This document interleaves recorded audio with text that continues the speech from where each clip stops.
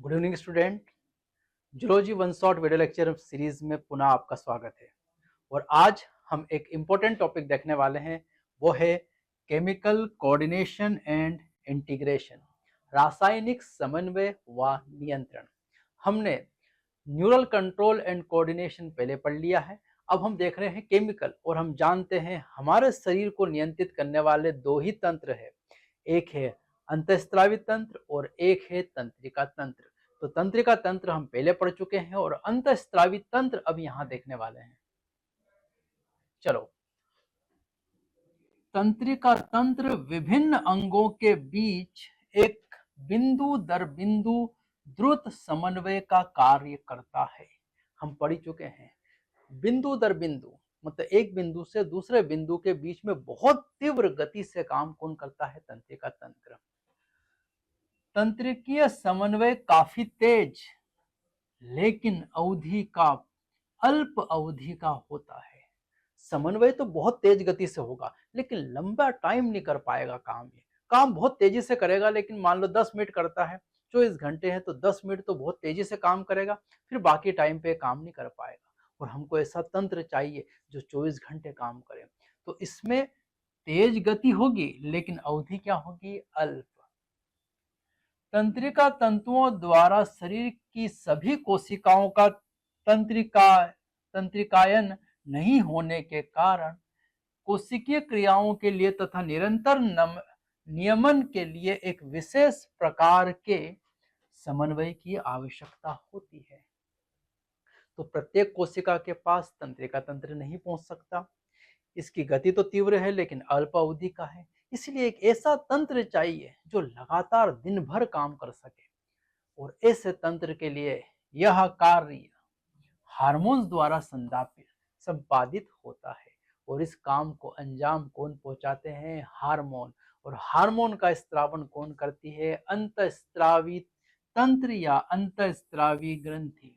तो तंत्रिका तंत्र और अंतःस्रावी तंत्र मिलकर शरीर क्रियात्मक कार्यों का समन्वय और नियंत्रण करते हैं।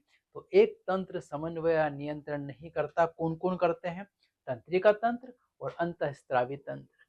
अंतःस्रावी तंत्र से क्या स्रावित होते हैं? हार्मोन्स। और तंत्रिका तंत्र से हम जानते हैं न्यूरॉन्स जो होते हैं, नर्व सेल्स जो होती है, वही नियंत्रण करती है। और ये दोनों मिलकर पूरे शरीर का समन्वय और नियंत्रण करते हैं। चलो, इस चैप्टर में हमको जो मेन टॉपिक देखना है वो है अंतःस्रावी ग्रंथियां और उनसे स्रावित होने वाले हार्मोन्स। अंतःस्रावी ग्रंथियों में नलिकाएं नहीं होती, अतः वे नलिका विहीन ग्रंथियां कहलाती हैं और इनके स्त्रावण हार्मोन्स कहलाते हैं। अंतःस्रावी का मतलब है इनका स्त्रावण वही होगा जहां पर ये उपस्थित होंगी, मतलब रक्त में सीधा किया जाएगा। क्यों? क्योंकि इनमें नलिकाएं उपस्थित नहीं है। ये हार्मोन्स का क्या करती है? स्त्रावण। हार्मोन्स की चिरस्मृत परिभाषा के अनुसार, मतलब पुरानी भाषा जो चली आ रही परिभाषा के अनुसार, हार्मोन्स अंतःस्रावी ग्रंथियों द्वारा स्रावित रक्त में मुक्त किए जाने वाले रसायन हैं जो दूरस्थ लक्ष्य अंग तक पहुंचाए जाते हैं। यह पुरानी चली आ रही परिभाषा है। उसके अनुसार अंतःस्रावी ग्रंथियों से स्रावित होने वाले क्या होते हैं? रासायनिक पदार्थ हैं। ये कौन? हार्मोन्स। और इनका कार्य दूर के जो अंग है वहां तक ये कार्य करते हैं, लेकिन स्त्रावण कहाँ होगा? रक्त में। ये पहले वाली परिभाषा। अब आधुनिक परिभाषा देखें यदि हम, हार्मोन सूक्ष्म मात्रा में उत्पन्न होने वाले अपोषक रसायन है। इनकी मात्रा सूक्ष्म होगी, बहुत कम मात्रा में स्रावित होते हैं अंतःस्रावी ग्रंथियों से।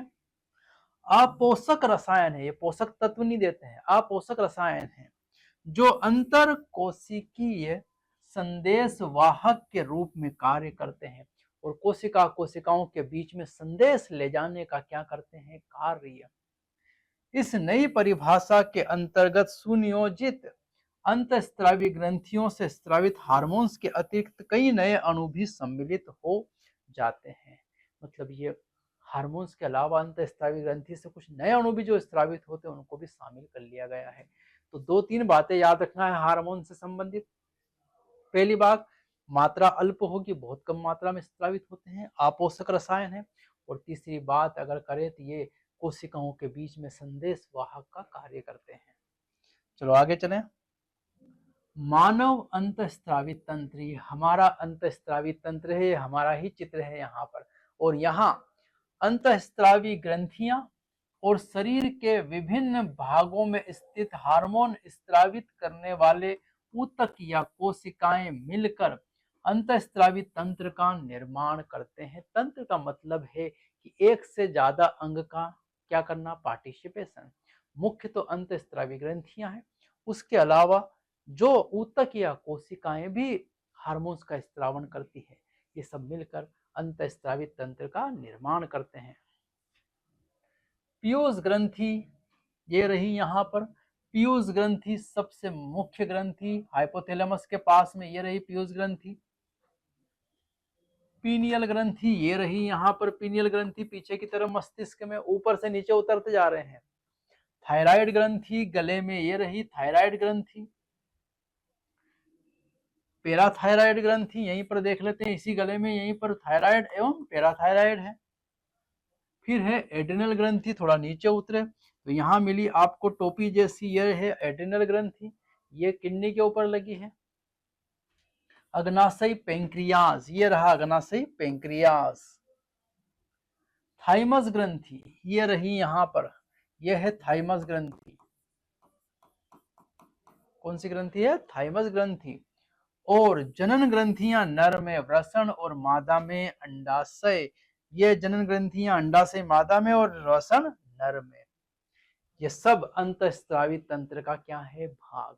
तो मानव का अंतःस्रावी तंत्र और इन्हीं ग्रंथियों को एक एक करके डिटेल पढ़ना है हमको इस चैप्टर में।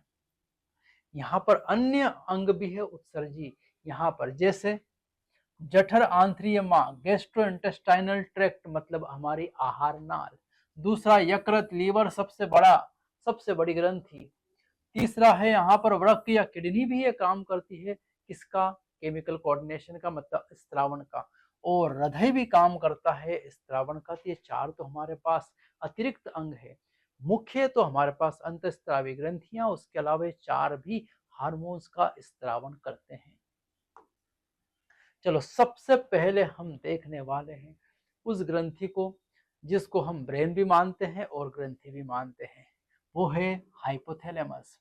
हाइपोथैलेमस डायनसेफेलॉन अग्र मस्तिष्क पश्य, फोर ब्रेन, मस्तिष्क के 3 भाग देखे थे, fore brain, mid brain, hind brain. तो फोर ब्रेन का पार्ट है डायनसेफेलॉन, उसी का पार्ट है हाइपोथैलेमस। तो डायनसेफेलॉन का आधार भाग है हाइपोथैलेमस, डायनसेफेलॉन का क्या है, आधार भाग है। और यह शरीर के विविध प्रकार के कार्यों का नियंत्रण करता है, और शरीर में विभिन्न प्रकार के कार्यों का नियंत्रण करता है। ये बीच वाहिनी का काम करता है। ब्रेन और अंतःस्रावी ग्रंथियों के बीच में बिचौलिया है, ये दलाल जैसा काम कौन करता है, हाइपोथैलेमस। ये रहा हाइपोथैलेमस यहाँ पर। और ये जुड़ी हुई हमारी है पीयूष ग्रंथि। ये पीयूष ग्रंथि, या हाइपोथैलेमस, दोनों आपस में क्या है, जुड़े हुए। इसमें हार्मोन्स का उत्पादन करने वाली कई तंत्रिका स्रावी कोशिकाएं होती है, जिन्हें न्यूक्ली कहते हैं। देखो यहाँ काम की बात, हम जानते हैं कि ब्रेन है हाइपोथैलेमस, तो इसके पास न्यूरॉन्स होंगी, तंत्रिका कोशिकाएं होंगी। पर ये तंत्रिका कोशिकाएं 2 काम करती है, एक तो सूचनाओं को ले जाना, और ये हार्मोन्स का भी स्रावण करती है। ये तंत्रिका स्रावी कोशिकाएं हैं यहाँ पर, ये रही तंत्रिका स्रावी कोशिकाएं। और देखो ये हार्मोन्स का क्या करती हैं, यहाँ पर से स्रावण। और ये विशेष प्रकार की कोशिकाओं को क्या नाम दिया है, न्यूक्ली या न्यूक्लियाई, इनको क्या बोल दिया है, नाम दे दिया है। यह हार्मोन पीयूष ग्रंथि से स्रावित होने वाले हार्मोन्स के संश्लेषण और स्त्रावण का नियंत्रण करते हैं।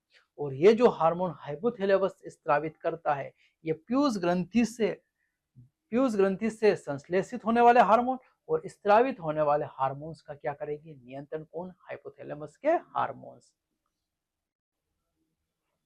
हाइपोथैलेमस स्रावित होने वाले हार्मोन्स 2 प्रकार के होते हैं, मोचक हार्मोन्स।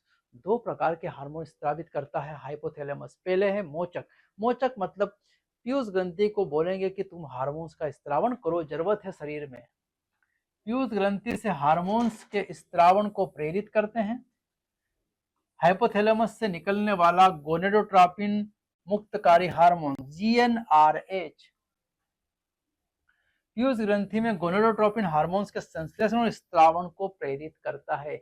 ये एलएच एवं एफएसएच के स्त्रावण को प्रेरित करता है। जीएनआरएच कहाँ से स्त्रावित हो रहा है? मोचक हार्मोन हाइपोथैलेमस से स्त्रावित हो रहा है। पर ये स्त्रावण को ही प्रेरित नहीं करते, साथ ही साथ निरोधी हार्मोन्स भी रोकने का भी काम करेंगे, क्योंकि कहीं सारा हार्मोन स्त्रावित होता है ऐसा जरूरी नहीं, रोकना भी है कुछ एक को। पीयूष ग्रंथि से हार्मोन्स को रोकते हैं और हार्मोन्स के स्त्रावण को पीयूष ग्रंथि से रोकने का काम निरोधी हार्मोन्स करते हैं। उदाहरण है सोमेटोस्टेटिन हार्मोन। ये पीयूष ग्रंथि से वृद्धि हार्मोन्स के स्त्रावण को रोकता है। सोमेटोस्टेटिन हार्मोन का स्त्रावण हाइपोथैलेमस से होता है और ये पीयूष ग्रंथि में जाकर वृद्धि हार्मोन, ग्रोथ हार्मोन्स को क्या करेगा? रोकेगा। चलो आगे चले, अगला हम यहां से देख रहे हैं। ये हार्मोन्स हाइपोथैलेमस की तंत्रिका कोशिकाओं से प्रारंभ होकर तंत्रिकाक्ष से होते हुए तंत्रिका सिरों पर मुक्त कर दिए जाते हैं। तो जो हाइपोथैलेमस के जो हार्मोन है वो तंत्रिका जो कोशिकाओं से प्रारंभ होकर तंत्रिकाक्ष एक्सोन से तंत्रिका सिरों पर मुक्त कर दिए जाते हैं। यहाँ से प्रारंभ होके ये जाते हैं और यहीं पर सिरों पर क्या हो जाते हैं? ये जा रहे हैं हार्मोन और सिरों पर क्या हो रहे हैं? मुक्त कर दिए जाते हैं। यही बात वो पॉइंट बोल रहा है। और ये दो प्रकार से मुक्त किए जाते हैं। देखो, एक सीधा यहाँ से ये गया निवाहक परिसंचरण, पोर्टल सिस्टम के द्वारा ये पोर्टल सिस्टम में स्त्रावित हो रहा और ये पोर्टल सिस्टम लेके गया है कहां पर? अग्र पीयूष ग्रंथि के पास हार्मोन। लेकिन पश्च पीयूष ग्रंथि में देखो सीधा तंत्री कोशिकाएं हार्मोन्स का क्या कर रही है? स्त्रावण, पश्च पीयूष ग्रंथि में। यही दो पॉइंट अब हम यहां से देखेंगे। ये हार्मोन्स निवाहिका परिवहन तंत्र द्वारा पीयूष ग्रंथि तक पहुंचते और अग्र पीयूष ग्रंथि के कार्यों का नियमन करते हैं। तो अग्र पीयूष ग्रंथि में हार्मोन किससे पहुंचेंगे? निवाहिका परिसंचरण तंत्र द्वारा। लेकिन देखो यहाँ पर पश्च पीयूष ग्रंथि का तंत्रिका नियमन सीधे हाइपोथैलेमस के अधीन होता है। सीधा हाइपोथैलेमस तंत्रिकाक्ष से उसको क्या करता है? नियंत्रित, जो अभी हमने देखा। आगे चलें, पीयूष ग्रंथि ये हमारी मुख्य ग्रंथि है जिसको मास्टर ग्लैंड भी कहा जाता है। पीयूष ग्रंथि स्फिनोइड अस्थि के शिला टर्सिका नामक गुहा में स्थित होती है और एक व्रंत द्वारा हाइपोथैलेमस से जुड़ी होती है। ये हमारे ब्रेन में स्फिनोइड अस्थि के अंदर शिला टर्सिका गुहा के अंदर स्थित होती है और एक व्रंत के द्वारा किससे जुड़ी हुई है? ये हाइपोथैलेमस। देखो ये व्रंत है, ये व्रंत है स्टाक द्वारा हाइपोथैलेमस से कौन जुड़ी हुई है? पीयूष ग्रंथि जुड़ी हुई है। किससे? हाइपोथैलेमस से पीयूष ग्रंथि जुड़ी हुई है व्रंत के द्वारा। दो भाग है इसमें, अग्र पीयूष ग्रंथि और पश्च पीयूष ग्रंथि। एडिनोहाइपोफाइसिस और न्यूरोहाइपोफाइसिस। अग्र पीयूष ग्रंथि को एडिनोहाइपोफाइसिस और पश्च पीयूष ग्रंथि को न्यूरोहाइपोफाइसिस नाम दिया है। दो भागों में विभाजित किया है। पहले हम देख रहे हैं एडिनोहाइपोफाइसिस। एडिनोहाइपोफाइसिस दो भागों का बना होता है, पार्स डिस्टलिस और पार्स इंटरमीडिया। दो भाग है किसमें? तो किसमें है ये? एडिनोहाइपोफाइसिस में। पुनः पहला है, हम देख रहे हैं पार्स डिस्टलिस। पार्स डिस्टलिस को साधारणतः अग्र पीयूष ग्रंथि का नाम भी दिया है। पार्स डिस्टलिस को ही क्या बोलते हैं? अग्र पीयूष ग्रंथि। और यह निम्न हार्मोन्स का क्या करता है? स्त्रावण। 6 हार्मोन स्त्रावित होते हैं पार्स डिस्टलिस से। हार्मोन्स कितने स्त्रावित होते हैं? 6। और उन 6 हार्मोन का विवरण देख रहे हैं। पहला हार्मोन से हमारा वृद्धि हार्मोन्स या सोमेटोट्रोपिन हार्मोन या ग्रोथ हार्मोन के नाम से जाना जाता है। नाम में ही छिपा है। ये हमारे शरीर की क्या करवाता है? वृद्धि, हाइट बढ़वाएगा, मोटापा बढ़वाएगा, वृद्धि हार्मोन। वृद्धिकारी हार्मोन्स के अति स्राव से शरीर की असामान्य वृद्धि होती है जिसे जाइगेंटिज्म कहते हैं। और इस अगर ये हार्मोन्स अतिरिक्त मात्रा में क्या हो जाए स्रावित, तो आपके शरीर का आकार बहुत बढ़ जाएगा, आप विशालकाय कुंभकर्ण की तरह हो जाएंगे या फिर भीम की तरह हो जाएंगे, शरीर विशालकाय हो जाएगा। इसके अल्प स्त्रावण से वृद्धि अवरुद्ध हो जाती है और इसे कहा जाता है बोनापन। क्या नाम दिया है? पिट्यूटरी ड्वार्फिज्म या बोनापन। हाइट छोटी रह जाएगी, बहुत बोने रह जाएंगे हाइट में अगर इसका अल्प स्त्रावण हुआ। वयस्कों में विशेष रूप से मध्य आयु वर्ग के लोगों में, अगर ये तो बचपन की बात चल रही है अल्प और मात्रा या अत्यधिक मात्रा, पर मध्य आयु में मतलब 20 से इधर 30 के बीच में अगर हुआ मात्रा बड़ी, तो यह वृद्धिकारी हार्मोन्स के अति स्त्राव से अत्यधिक विकृति विशेषता चेहरे की हो जाती, जिससे अतिकायता एक्रोमेगली नाम दिया जाता है। इससे चेहरा विकृत हो जाता है। बीच में अगर इस हार्मोन की वृद्धि हुई तो चेहरा विकृत हो जाए, टेढ़ा मेढ़ा हो जाएगा। इससे गंभीर जटिलताएं उत्पन्न हो सकती तथा यदि नियंत्रित ना किया गया तो समय से पूर्व मृत्यु भी हो सकती है। अगर इसको नियंत्रित नहीं किया तो समय से पूर्व ही मृत्यु हो जाएगी इस हार्मोन को अगर नियंत्रित ना किया। पर यह मध्य आयु में। जीवन के प्रारंभिक काल में रोग की पहचान बहुत कठिन है और जीवन के प्रारंभिक काल में इसको पहचान पाना बहुत कठिन काम है। अधिकतर मामलों में अनेक वर्षों तक रोग का पता ही नहीं चलता है और अनेक मामले ऐसे सामने आए जिनमें रोगों का पता कई वर्षों तक नहीं चला है, जब तक कि बाह्य अभिलक्षण दिखाई नहीं देने लगते। और पता तभी चलता है जब बाहर के लक्षण आपके शरीर पर दिखाई देते हैं। अगला है हमारा 6 हार्मोन्स में से प्रोलैक्टिन, या इसी को नाम दिया है PRL या मेमोट्रोपिन। प्रोलैक्टिन हार्मोन स्तन ग्रंथियों की वृद्धि और उनमें दुग्ध निर्माण का नियंत्रण करता है। इसे हम मादा हार्मोन्स भी कह सकते हैं, क्योंकि ये प्रोलैक्टिन हार्मोन्स केवल मादाओं में स्रावित होगा, पहली बात। दूसरी बात, ये मादाओं में स्तन ग्रंथि के का क्या कराएगा? वृद्धि करवाएगा और उसमें बच्चे से आने से पहले दुग्ध का क्या करवाएगा? निर्माण। ये प्रोलैक्टिन हार्मोन्स का कार्य है। अगला है TSH, थायराइड स्टिमुलेटिंग हार्मोन्स। और ये थायराइड प्रेरक हार्मोन थायराइड ग्रंथि पर कार्य करता है। स्रावित तो कहां से होगा? ये पीयूष ग्रंथि से, लेकिन कार्य करेगा थायराइड ग्रंथि पर। उनसे थायराइड हार्मोन के संश्लेषण और स्त्रावण को क्या करवाता है? प्रेरित करवाता है कि ज्यादा ज्यादा थायराइड हार्मोन का स्त्रावण करो। बाकी इसको हम डिटेल से पढ़ेंगे आगे, थायराइड ग्लैंड को। अगला है हमारा एड्रिनोकॉर्टिकोट्रोपिक हार्मोन ACTH या कार्टिकोट्रोपिन हार्मोन्स। कॉर्टिकोट्रोपिन हार्मोन्स या ACTH एड्रिनोकॉर्टिकोट्रोपिक हार्मोन्स को नाम दिया है।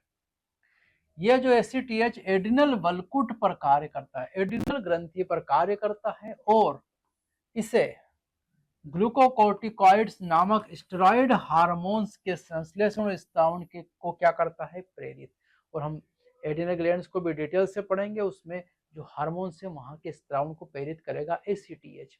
मतलब TSH थायराइड पर काम करता है और ACTH एड्रिनल ग्लैंड पर कार्य करता है। अगला है हमारा ल्यूटिनाइजिंग हार्मोन LH और पुटिका प्रेरक हार्मोन FSH। LH और FSH हार्मोन को हम रिप्रोडक्टिव सिस्टम में ऑलरेडी डिस्कस कर चुके हैं।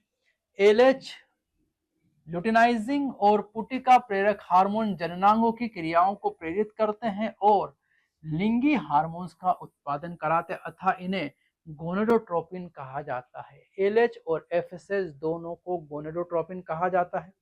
ये कहाँ कार्य करेंगे? तो नर में वृषण में और मादा में अंडाशय पे कार्य करते हैं। नरों में ल्यूटिनाइजिंग LH हार्मोन एंड्रोजन नामक हार्मोन्स के संश्लेषण और स्त्रावण के लिए प्रेरित करता है।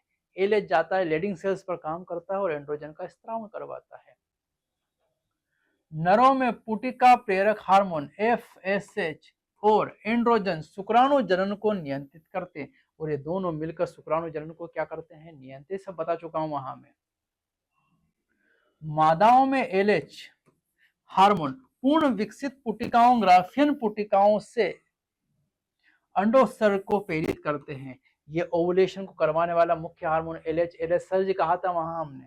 और ग्राफियन पुटिका के बचे भाग से कार्पस लूटियम बनवाता है और कार्पस लूटियम जो है उससे प्रोजेस्टेरोन हार्मोन्स का नियंत्रण भी कौन करेगा? LH hormone. पुटिका प्रेरक हार्मोन्स एफएसएच मादाओं में अंडाशयी पुटिकाओं की वृद्धि और परिवर्धन को प्रेरित करता है और एफएसएच मादाओं में जाएगा और पुटिकाओं की वृद्धि और उनका जो वृद्धि और परिवर्धन परिपक्वन जो है उसको नियंत्रित करता है कौन? एफएसएच। तो इनको बहुत डिटेल से हम पढ़ चुके हैं उधर। अगला है यहाँ पर पार्स इंटरमीडिएट। पार्स इंटरमीडिएट एक मात्र हार्मोन मेलेनोसाइट स्टिमुलेटिंग हार्मोन या मिलेनोट्रोपिन हार्मोन स्त्राव करता है। मानव पार्स इंटरमीडिया और पार्स डिस्टलिस में लगभग जुड़ा होता है। ये दोनों भाग अलग अलग नहीं है मानव में। अग्र पीयूष ग्रंथि और ये पार्स इंटरमीडिएट आपस में जुड़े ही होते हैं दोनों। एक मुख्य हार्मोन स्त्रावित करता है पार्स इंटरमीडिएट, वो है MSH melanocyte stimulating hormone. Melanocyte प्रेरक हार्मोन मिलेनोसाइट्स मिलेनिन युक्त कोशिकाओं पर क्रियाशील होता है तथा त्वचा की वर्णाक्ता का नियमन करता है। हमारे शरीर की जो त्वचा काला, गोरा या गेहुआ रंग है वो सब लाता कौन है? एमएसएच। अगर ज्यादा तापमान है, धूप है, तो एमएसएच ज्यादा स्त्रावित होगा और मिलेनिन का स्त्रावन ज्यादा करेगा ताकि शरीर को बचाया जाए धूप से, और कलर हो जाएगा काला। तो ठंडे देश वाले गोरे होते हैं और काले गर्म देश वाले थोड़े काले होते हैं। ये सिर्फ एमएसएच के कारण है। अगला भाग है हमारा न्यूरोहाइपोफाइसिस या पार्स नर्वोसा या पश्च पीयूष ग्रंथि कहा है हमने इसको। अग्र पीयूष ग्रंथि और पश्च पीयूष ग्रंथि। न्यूरोहाइपोफाइसिस पार्स नर्वोसा पश्च पीयूष ग्रंथि या हाइपोथैलेमस द्वारा उत्पादित किए जाने वाले हार्मोन ऑक्सीटोसिन और वेसोप्रेसिन का संग्रह और स्त्रावण करती है। मतलब यहाँ के दो मुख्य हार्मोन ऑक्सीटोसिन और कौन है? वेसोप्रेसिन, जिनका निर्माण तो हाइपोथैलेमस करता है, यह उनका संग्रह करता है और समय आने पर जिनका स्त्रावण भी कर देता है। यह हार्मोन वास्तव में हाइपोथैलेमस द्वारा संश्लेषित होते हैं। संश्लेषण तो हाइपोथैलेमस ही करेगा इनका, और तंत्रिकाक्ष से होते हुए पश्च पीयूष ग्रंथि में पहुंचा दिए जाते हैं। वहां केवल स्टोरेज है, मेन निर्माण तो कहाँ होगा इन दोनों हार्मोन का? हाइपोथैलेमस में। चलो यहाँ के दो हार्मोन देख लेते हैं। पहला है हमारा ऑक्सीटोसिन। ऑक्सीटोसिन हमारे शरीर की चिकनी पेशियों पर कार्य करता है और उनके संकुचन को प्रेरित करता है। तो जहां जहां चिकनी पेशियां हैं वहां कार्य कौन करेगा? ऑक्सीटोसिन। और मुख्य रूप से मादाओं में डिलीवरी के टाइम पर यह काम करता है। मादाओं में प्रसव के समय गर्भाशयी पेशियों के संकुचन और दुग्ध ग्रंथियों से दुग्ध के स्त्राव को प्रेरित करता है। दुग्ध ग्रंथियों से बच्चे के जन्म के बाद दुग्ध का स्त्रावण प्रेरित करेगा ऑक्सीटोसिन। दूसरा, ये एंडोमेट्रियम की मायोमेट्रियम का संकुचन व शिथिलन करवाएगा ऑक्सीटोसिन। इसे प्रसव या प्रेगनेंसी हार्मोन के नाम से जाना जाता है। अगला हमारा है यहाँ पर वेसोप्रेसिन।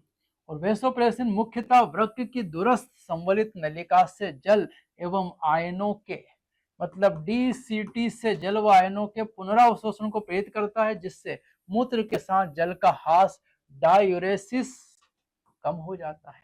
तो वेसोप्रेसिन जो इसका नाम है, इसको हम और भी एक नाम से जानते हैं, एडीएच या वेसोप्रेसिन।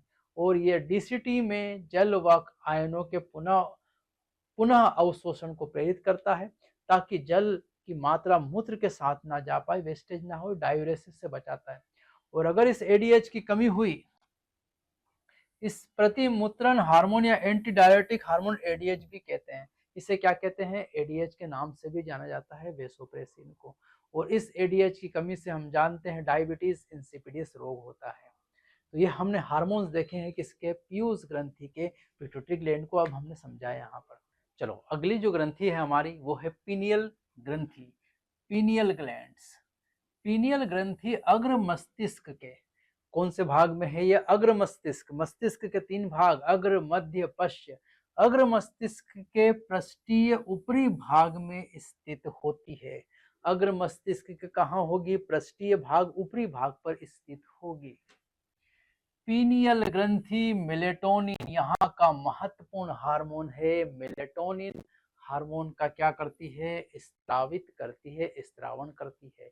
तो पीनियल ग्रंथि, मस्तिष्क में 2 ग्रंथि हो गई, एक हाइपोथैलेमस और दूसरी है पीनियल ग्रंथि। दोनों अग्र मस्तिष्क में ही ये ऊपरी सतह पर, पृष्ठीय सतह पर होगी।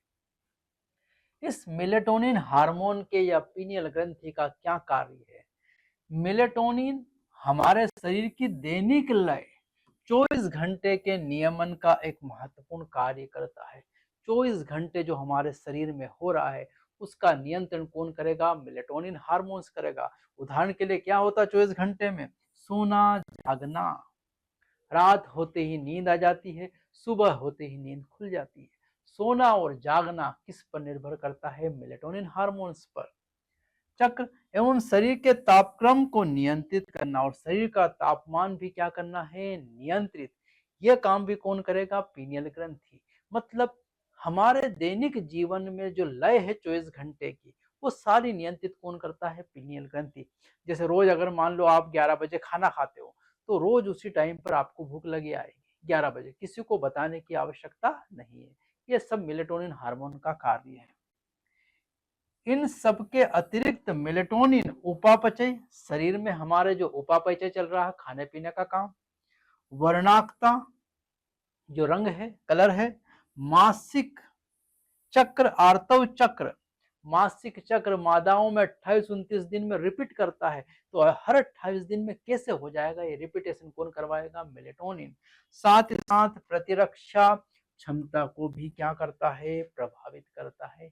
ये सारे काम किसके हैं? मेलेटोनिन हार्मोन्स के। पर स्पिनियल ग्रंथि का सबसे मुख्य कार्य है हमारे जीवन में चलने वाली दैनिक लय जो है 24 आवर्स वाली, उसको नियंत्रित करता है। अगली हमारी ग्रंथि है थायराइड ग्रंथि। अब थोड़ा ब्रेन से उतर के हम कहाँ आए हैं? गले में। थायराइड ग्रंथि श्वास नली के दोनों ओर स्थित 2 पालियों से बनी होती है। ये हमारी स्वर नली, ये हमारी है श्वास नली। ये श्वास नली के दोनों ओर 2 पालियों से बनी होती है। एक पाली ये, दूसरी पाली ये, दोनों पालियों से क्या है? बनी हुई। श्वास नली के दोनों ओर, कंठ में, गले में। दोनों पालियां संयोजी ऊतक के पतली पल्ली नुमा इस्थमस से जुड़ी होती है। इस्थमस, ये पतली पल्ली नुमा जो संरचना है, इसी को नाम दिया है इस्थमस। इसको क्या बोल दिया है? पतली पल्ले नुमा संरचना को इस्थमस। ये दोनों पालियां इस इस्थमस द्वारा क्या है? जुड़ी हुई। प्रत्येक थायराइड ग्रंथि पुटकों और भ्रण ऊतकों की बनी होती है। यहाँ पर थायराइड ग्रंथि किसकी बनी है? तो थायराइड ग्रंथि ये जो है यहाँ पर ग्रंथि पुटक, ये पुटक है ऐसे, ये पुटक या इस तरह जुड़े होते हैं और इन पुटक कोशिकाओं का प्रत्येक थायराइड पुटक एक गुहा को घेरे पुटक कोशिकाओं से निर्मित होता है। यहाँ एक गुहा बन गई, ये एक गुहा है, ये एक पुटक है, पुटकों से बनी है और इनने क्या कर लिया? गुहा को घेर लिया और इस गुहा के अंदर ये स्त्रावण करेंगे हार्मोन्स का। किसका स्त्रावण करने वाले हैं? हार्मोन्स का। तो 2 चीजों से मिलकर बनी है ये थायराइड ग्रंथि। एक तो यहाँ पर ग्रंथि पुटक और दूसरा है भरण ऊतक। इन दोनों सब के बीच में जो स्ट्रोमा है, खाली जगहें हैं, उन दोनों से मिलकर क्या बनी है? ये थायराइड ग्रंथि बनी हुई है।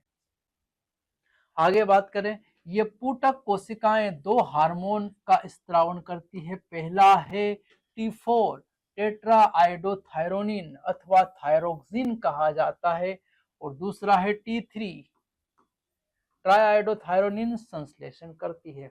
2 प्रकार के हार्मोन्स का निर्माण करती है। मुख्य तो थायरोक्सिन हार्मोन है। T4 टेट्रा आइडोथायरोनिन 80% और ट्राइआइडोथायरोनिन 20% लगभग होता है। थायराइड हार्मोन के सामान्य दर से संश्लेषण के लिए आयोडीन की क्या होती है आवश्यकता। जैसे आपके नमक से हमें, जब हम नमक खाते हैं सब्जियों में, तो उसमें क्या रहता है आयोडीन, और वो आयोडीन इस थायरोक्सिन हार्मोन का क्या करती है निर्माण। अगर इस आयोडीन की हमारे भोजन में क्या आ जाए कमी, हमारे भोजन में आयोडीन की कमी से क्या होता है हाइपोथायरॉयडिज्म। कौन सी बीमारी होगी हाइपोथायरॉयडिज्म। थायराइड ग्रंथि की वृद्धि हो जाती जिसे साधारणतः गलगंड ग्वाइटर कहते हैं। ग्वाइटर नाम दिया है इसको, घेंगा या ग्वाइटर नाम दिया है, गला सूज जाएगा थायराइड हार्मोन की कमी से। अगर गर्भावस्था के समय थायराइड अवथायराइड मतलब हाइपोथायराइडिज्म के कारण गर्भ में विकसित हो रहे भ्रूण की वृद्धि विकृत हो जाती है। अगर महिला प्रेग्नेंट है और गर्भवती है और उसमें अगर थायराइड की कमी हुई तो क्या गड़बड़ होगा, बच्चे का जो भ्रूण की जो वृद्धि है वो क्या हो जाएगी विकृत हो जाएगी। इससे बच्चे की अवरोधित वृद्धि होगी, क्रिटिनिज्म हो जाएगा। क्रिटिनिज्म मतलब उसकी वृद्धि रुक जाएगी, बोना रह जाएगा। वामनता तथा मंद बुद्धि रह जाएगा, बुद्धि का ज्यादा विकास नहीं रह होगा, मंद बुद्धि होगा। त्वचा असामान्यता रहेगी, त्वचा सामान्य नहीं रहेगी, त्वचा बहुत गड़बड़ हो जाएगी और मुख बधिरता आदि हो सकता है, गूंगा बहरा भी हो सकता है। अगर ये समस्याएं कब आई है, थायराइड हार्मोन्स की कमी या आयोडीन की कमी कब हुई है, गर्भावस्था के समय। अगर वयस्क स्त्रियों में अगर हाइपोथायरॉयडिज्म होता है तो मासिक चक्र अनियमित कर देता है, तो मासिक चक्र डिस्टर्ब कर देगा ये। अगर प्रेग्नेंट लेडी नहीं है, स्त्री नहीं है, तो उसमें मासिक चक्र डिस्टर्ब कर देगा, और प्रेग्नेंट है तो सारे भ्रूण पर समस्याएं आएंगी, ये हाइपोथायरॉयडिज्म घेंगा हो जाएगा। अगला थायराइड अतिक्रियता। अगर थायराइड की मात्रा बढ़ गई तो क्या गड़बड़ होगा, थायराइड ग्रंथि के कैंसर अथवा इसमें गांठों की वृद्धि से थायराइड हार्मोन के संश्लेषण की दर असामान्य रूप से अधिक हो जाती है। या तो कैंसर हो या फिर गांठों की वृद्धि हो जाए, गांठ का आकार बढ़ जाए, आकार बढ़ेगा कैंसर में बढ़ेगा और सामान्यतः बढ़ गया, और दोनों स्थितियों में कोशिकाएं बढ़ेगी तो हार्मोन का स्त्रावण बढ़ेगा, और अगर थायराइड हार्मोन की मात्रा बढ़ी तो क्या गड़बड़ होगा। इस स्थिति में थायराइड अतिक्रियता कहते हैं, जो शरीर की कार्य की पर प्रतिकूल प्रभाव डालती है, और इस शरीर पर कोई अच्छा प्रभाव नहीं डालेगी। कैसा प्रभाव डालेगी, प्रतिकूल प्रभाव डालेगी, और इसे ही नाम दिया है एक्जोप्थेल्मिक गॉयटर। इससे एक बीमारी होगी जिसका नाम है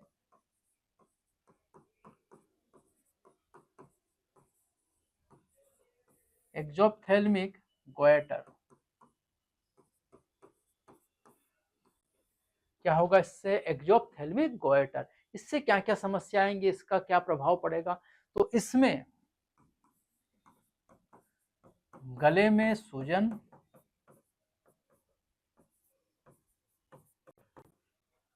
गला सूज जाएगा, आंखें बाहर आ जाएंगी, आंखें बाहर आना, बीएमआर बढ़ जाएगा, बेसल मेटाबॉलिक रेट, बीएमआर क्या हो जाएगी, बढ़ जाएगी। ये सारे के सारे प्रभाव होंगे एक्जोप्थेल्मिक गॉयटर में, जब थायराइड की क्या होगी अति सक्रियता। ये सारी समस्याएं थायराइड हार्मोन के कारण है। अगला है यहीं पर थायरोक्सिन हार्मोन के कार्य। ये थायरोक्सिन हार्मोन क्या क्या कार्य करता है हमारे शरीर में। थायराइड हार्मोन आधारीय उपापचय दर के नियमन में मुख्य भूमिका निभाता है। मेन हीरो है बेसल मेटाबॉलिक रेट। बीएमआर के लिए मुख्य हीरो कौन है, थायरोक्सिन हार्मोन। ये लाल रक्त कणिकाएं मतलब आरबीसी के निर्माण की प्रतिक्रिया में भी क्या करता है, सहायता करेगा, रक्त का निर्माण करवाएगा। थायराइड हार्मोन कार्बोहाइड्रेट, प्रोटीन और वसा के उपापचय, संश्लेषण और विखंडन को भी नियंत्रित करते हैं। कार्बोहाइड्रेट, प्रोटीन और वसा को के उपापचय को भी क्या करते हैं, नियंत्रित। कौन, थायरोक्सिन हार्मोन। अगला कार्य करेगा जल और विद्युत अपघट्यों का नियमन भी थायराइड हार्मोन प्रभावित करते हैं। जल और विद्युत अपघट्यों का नियमन रेगुलेशन भी कौन करेगा? Thyroxine hormone. ये सारे कार्य है, लेकिन मुख्य कार्य मेन हीरो क्या है यहाँ पर?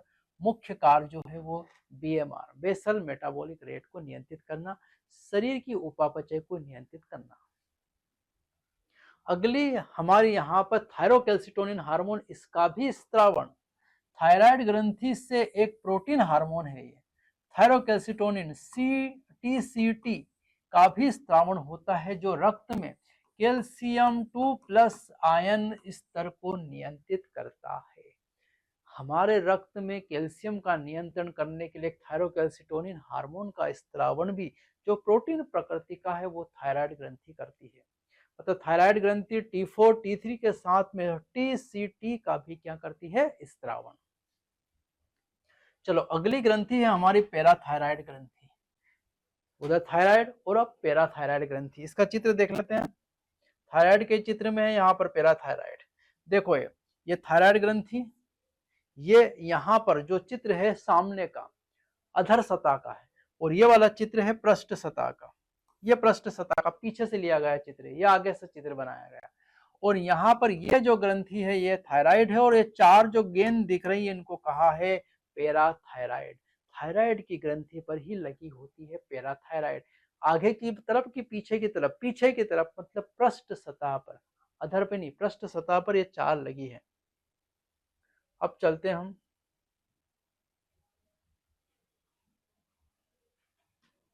पैराथायराइड ग्रंथि। मानव में 4 पैराथायराइड ग्रंथि, अभी बताया मैंने 4 थायराइड ग्रंथि की पश्च सतह पर स्थित होती है। अग्र सतह नहीं, आगे की नहीं, पीछे की पश्च सतह पर स्थित है। कितनी? 4 पैराथायराइड ग्रंथि। थायराइड ग्रंथि की 2 पालियों पर, थायराइड ग्रंथि की पाली कितनी है? 2 पर एक जोड़ी पैराथायराइड ग्रंथि पाई जाती है। प्रत्येक पर कितनी मिलेगी? एक जोड़ी, जैसा मैंने अभी बताया। पैराथायराइड हार्मोन पीटीएच नामक एक पेप्टाइड हार्मोन का स्त्रावण करती है, और ये पैराथायराइड ग्रंथि जो है वो पीटीएच पैराथायराइड हार्मोन, यह हार्मोन याद रखना आसान है। पैराथायराइड ग्रंथि पैराथायराइड हार्मोन का स्त्रावण करती है। क्या कार्य है इस हार्मोन के? कार्य देखें पीटीएच के, ये थायरोकैल्सिटोनिन जैसे ही कार्य कर रहा है। पीटीएच का स्त्रावण रक्त के साथ परिसंचरित कैल्शियम आयन के द्वारा नियमन होता है। अभी देखा थायराइड ग्रंथि भी स्त्रावित कर रही थी किसका? थायरोकैल्सिटोनिन, कैल्शियम का नियंत्रण कर रहा था, ये भी कैल्शियम का नियंत्रण कर रहा है। पैराथायराइड हार्मोन रक्त में कैल्शियम के स्तर को क्या करता है? बढ़ाता है। रक्त में कैल्शियम को बढ़ाता है। पीटीएच अस्थियों पर कार्य कर अस्थि अवशोषण विघटन प्रक्रम में सहायता करता है।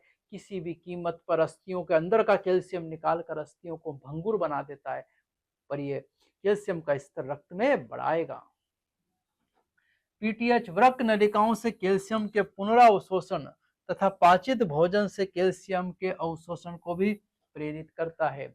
हम जानते हैं हेनले लूप जो है उसमें ही वहां कैल्शियम भी जो जा रहा है मूत्र के साथ, उसका भी पुनः अवशोषण करवाने में ये मदद करेगा पीटीएच। साथ ही साथ जो पाचित भोजन है उससे भी कैल्शियम का क्या करवाएगा? अवशोषण, क्योंकि भोजन का पाचन आहार नाल में हो रहा है और वहां कैल्शियम का अवशोषण करवाएगा। टोटल मिलाकर ये कैल्शियम के लेवल को क्या करेगा? बढ़ाएगा।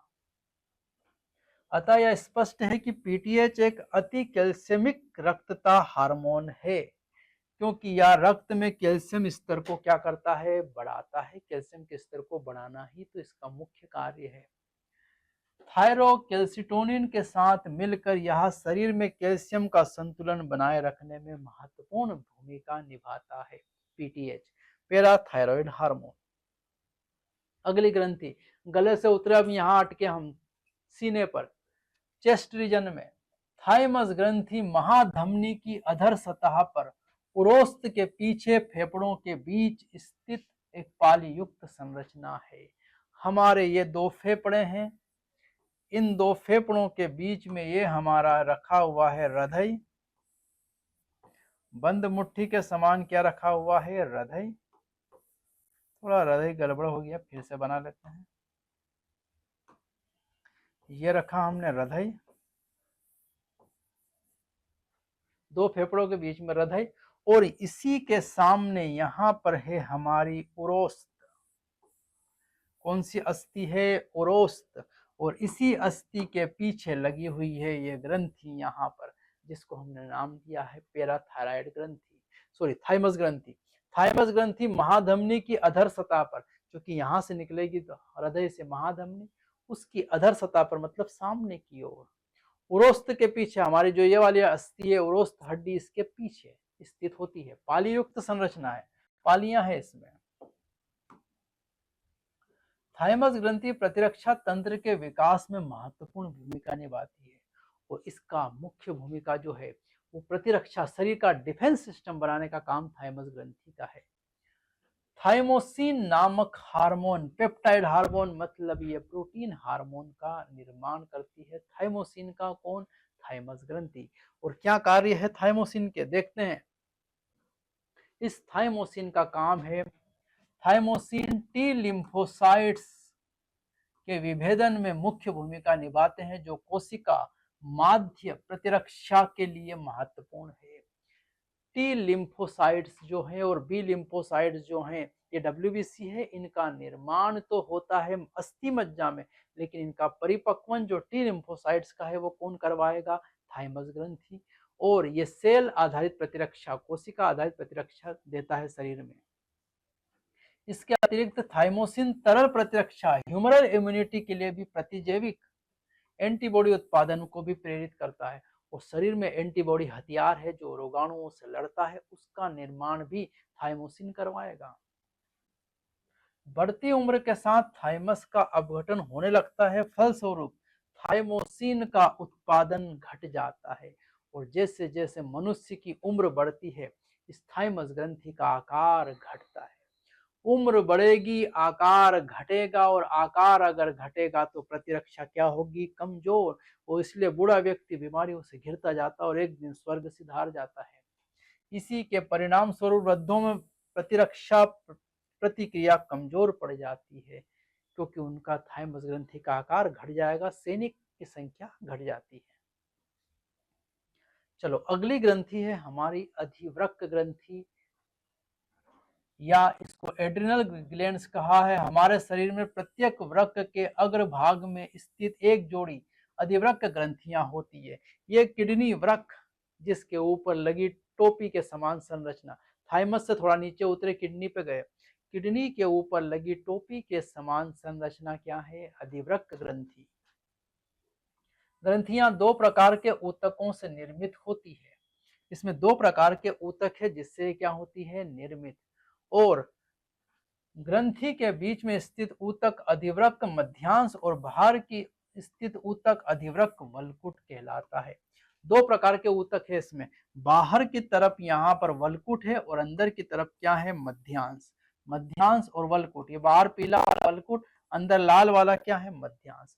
दो प्रकार के ऊतक से ये निर्मित है। इसका काट कर देखा हमने, इसका क्रॉस सेक्शन एरिया देखा तो ऐसी नजर आई, ये वल्कुट और अंदर वाला क्या है? मध्यांश।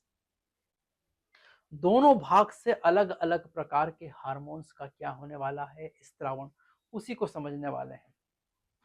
अधिवृक्क मध्यांश, अधिवृक्क मध्यांश दो प्रकार के हार्मोन्स का स्त्रावण करता है, जिन्हें एड्रिनलिन या एपिनेफ्रिन और नॉर एड्रिनलिन या नॉर एपिनेफ्रिन कहते हैं। ये दो प्रकार के हार्मोन्स का स्त्रावण कौन करेगा? मध्यांश करेगा, अधिवृक्क मध्यांश। और इन्हें सम्मिलित रूप से एक साथ बोल दिया जाता है कैटेकालामिन्स। कैटेकालामिन्स इनको नाम दिया है अधिवृक्क मध्यांश के इन दो हार्मोन्स को, एड्रेनलिन और नॉर एड्रेनलिन को। क्या काम करते हैं ये? एड्रेनलिन और नॉर एड्रेनलिन किसी भी प्रकार के दबाव या आपातकालीन स्थिति में अधिकता में तेजी से स्रावित होते हैं, और इसी कारण ये आपातकालीन हार्मोन या युद्ध हार्मोन या फ्लाइट हार्मोन्स कहलाते हैं। हमारे शरीर में होने वाली आपातकालीन स्थितियां, डर, भय, या हम फ्लाइट में बैठे हैं, ऊंचाई पे गए हैं, उन स्थितियों में ये स्रावित होते हैं। और तनाव में है, टेंशन में है, तब भी ये स्रावित होते हैं, इसलिए इनका नाम है आपातकालीन हार्मोन्स। क्या करेंगे, कार्य क्या करेंगे हार्मोन्स? ये हार्मोन्स उस आपातकालीन स्थिति में सक्रियता लाएंगे, तेजी लाएंगे, क्योंकि डर है तो डर में हमको तेजी की जरूरत, क्योंकि वहां से भागना है तेजी से। आंखों की पुतलियां फैलाएगा, रोंगटे खड़े हो जाएंगे और पसीना आदि को बढ़ाता है। हम जब डर जाते हैं तो क्या होता है, पसीना पसीना हो जाते हैं, रोंगटे खड़े हो जाते हैं और तेज भागने की तैयारी में होते हैं। दोनों हार्मोन्स हृदय की धड़कन, हृदय संकुचन की क्षमता और श्वसन दर को क्या करते हैं, बढ़ाते हैं। क्योंकि बहुत तेज दौड़ना है तो रक्तचाप बढ़ना चाहिए, श्वसन की दर बढ़ना चाहिए, ऊर्जा की आवश्यकता है। कैटेकोलेमाइंस ग्लाइकोजन के विखंडन को भी प्रेरित करते हैं, जिसके परिणाम स्वरूप रक्त में ग्लूकोज का स्तर बढ़ जाता है। तो ये क्या करेंगे, ग्लूकोज का विखंडन ग्लाइकोजन का, ताकि ग्लूकोज रक्त में बढ़े और ग्लूकोज का ही तो श्वसन होगा और ऊर्जा मिलेगी शरीर में। साथ ही ये लिपिड और प्रोटीन के विखंडन को भी प्रेरित करते हैं और आखिरी में ऊर्जा मिलेगी हमको लिपिड, वसा और प्रोटीन के टूटने से। तो ये सारे काम आपातकालीन में ये दोनों हार्मोन स्रावित होते हैं। अधिवृक्क वल्कुट, ये वल्कुट बाह्य भाग है, मध्यांश देख लिया। बाह्य वल्कुट जो है यहाँ 3 परतों में विभाजित किया जा सकता है। जोना रेटिकुलेरिस ये आंतरिक परत है, जोना फेसिकुलेटा ये रेटिकुलेरिस आंतरिक परत है, जोना फेसिकुलेटा ये जो है मध्य परत है, और जोना ग्लोमेरुलोसा ये तीसरी परत है। 3 परतें होती है अधिवृक्क वल्कुट में, जोना रेटिकुलेरिस, जोना फेसिकुलेटा और जोना ग्लोमेरुलोसा। ये 3 परतें हैं यहाँ पर, एफ आर आर एफ जी, 3 परतें हैं यहाँ पर। इसको मैं शॉर्ट में कहता हूं अभिषेक बच्चन की पिक्चर रिफ्यूजी। अभिषेक, अभिषेक अंदर से बाहर, अंदर से बाहर कौन आया, अभिषेक बच्चन अंदर से बाहर कौन सी पिक्चर लेकर आया, refugee, R F G. R reticularis, F fasciculata और जी ग्लोमेरुलोसा। इस तरह से इन परतों को भी आपको क्या रखना है, याद। अधिवृक्क वल्कुट कई हार्मोन का स्त्रावन करता है, जिन्हें सम्मिलित रूप से नाम दिया है कॉर्टिकोस्टेरॉइड हार्मोन या कॉर्टिकॉइड हार्मोन। इन्हें सम्मिलित रूप से नाम दिया है कॉर्टिकोस्टेरॉइड हार्मोन या कॉर्टिकॉइड हार्मोन कहते हैं। कॉर्टिकोस्टेरॉइड या कॉर्टिकॉइड हार्मोन नाम दिया है अधिवृक्क वल्कुट के हार्मोन्स को। कौन कौन से हार्मोन हैं और क्या काम करते हैं वो देखते हैं हम। ग्लूकोकॉर्टिकॉइड्स, पहला हार्मोन हमारा है ग्लूकोकॉर्टिकॉइड्स। कॉर्टिकोस्टेरॉइड कार्बोहाइड्रेट के उपापचय में संलग्न होते हैं, इन्हें ग्लूकोकॉर्टिकॉइड्स कहा जाता है। हमारे शरीर में कार्टिसोल मुख्य ग्लूकोकॉर्टिकॉइड है। ये पहला हार्मोन है हमारा कार्टिसोल। तो ये जो कार्टिसोल है इसी को हमने, ये किसका उदाहरण है, ग्लूकोकॉर्टिकॉइड्स का। और इनका मुख्य कार्य क्या है, कार्बोहाइड्रेट का उपापचय, मतलब हम जो खाते हैं उसके भोजन का उपापचय कार्टिसोल करता है। इसके अलावा क्या करेगा ये, ग्लूकोकॉर्टिकॉइड ग्लाइकोजन संश्लेषण, ग्लाइकोजन का निर्माण करेगा। ग्लूकोनियोजेनेसिस, ग्लूकोज का नए ग्लूकोज का निर्माण। वसा का तोड़ेगा, अपघटन, प्रोटीन का भी अपघटन करेगा, तोड़ेगा। तथा अमीनो अम्ल के कोशिकीय ग्रहण को क्या करता है, रोकता है, अवशोषण होने से रोकता है। कार्टिसोल हृदय संबंधी तंत्र के रखरखाव तथा वृक्क की क्रियाओं में भी संलग्न होता है। हृदय का संवहन तंत्र और वृक्क की क्रियाओं से भी ये क्या रहता है, संबंधित रहेगा, क्योंकि ये जब इतने तोड़ फोड़ करेगा तो इनको रक्त के संवहन से कचरे को वृक्क के द्वारा कहाँ फेंका जाएगा, बाहर। तो इन सबसे जुड़ाव है इसका। ग्लूकोकॉर्टिकॉइड्स एवं विशेष रूप से कार्टिसोल प्रतिशोध एंटी इंफ्लेमेटरी प्रतिक्रियाओं को प्रेरित करता तथा प्रतिरक्षा तंत्र की प्रतिक्रिया को अवरोधित करता है। प्रतिरक्षा तंत्र की क्रियाओं का धीमा करता है, अवरोध करता है, हटाता है, बढ़ाएगा नहीं ये हार्मोन। कार्टिसोल आरबीसी लाल रक्त कणिकाओं के उत्पादन को प्रेरित करता है, आरबीसी का निर्माण बढ़ाएगा।